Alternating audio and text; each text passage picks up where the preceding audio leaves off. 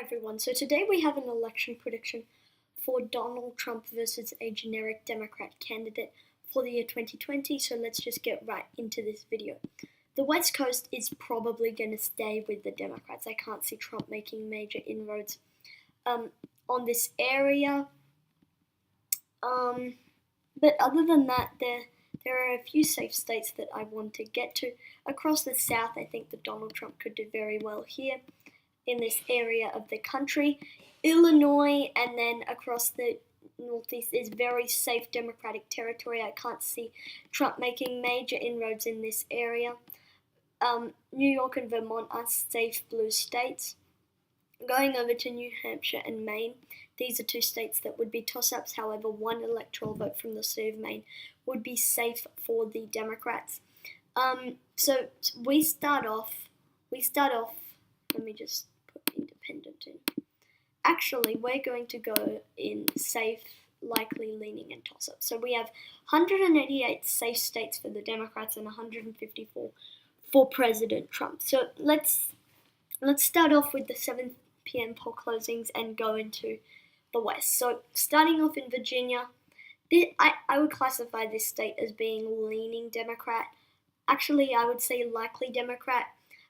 It's been trending more Democratic for quite some time now. It's gone from a safe Republican state to a leaning Republican state to a toss-up to a leaning Democratic state to a likely Democratic state now, and probably by 2032 it will be a safe Democratic state, the state of Virginia. Going down to the state of Georgia, I think that this would be likely Trump. If Joe Biden runs and Trump is not very highly approved, I could see him take the state of Georgia, but against a generic Democrat, I think Georgia's out of the reach for this election. Going over into the 7:30 hour poll closings, we have Ohio and North Carolina. Both of these states I would classify as leaning Trump. He is quite highly approved in these states. And I think he can do well with the conservative base in these states. He carried both of these in 2016. Over into the 8 o'clock hour, let's start off with New Hampshire and Maine. I think that New Hampshire is leaning blue. I don't see Donald Trump carrying the state of New Hampshire.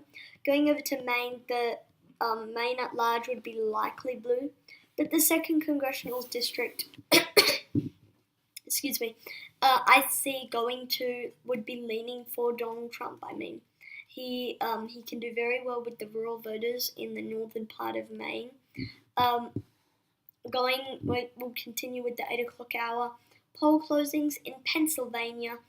I think that this is leaning Democratic. I think that Donald Trump is not very highly approved in the state of Pennsylvania, and at this moment in time, it's possible that Trump could carry the state of Pennsylvania, but he's already lost percentage points of the vote he got in 2016 against Secretary Clinton. Going over to Florida, this should really be a pure battleground.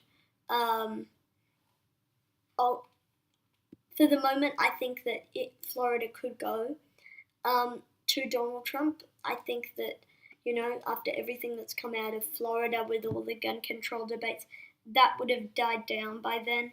And I think he can definitely do well with the panhandle voters in the rural part of the state.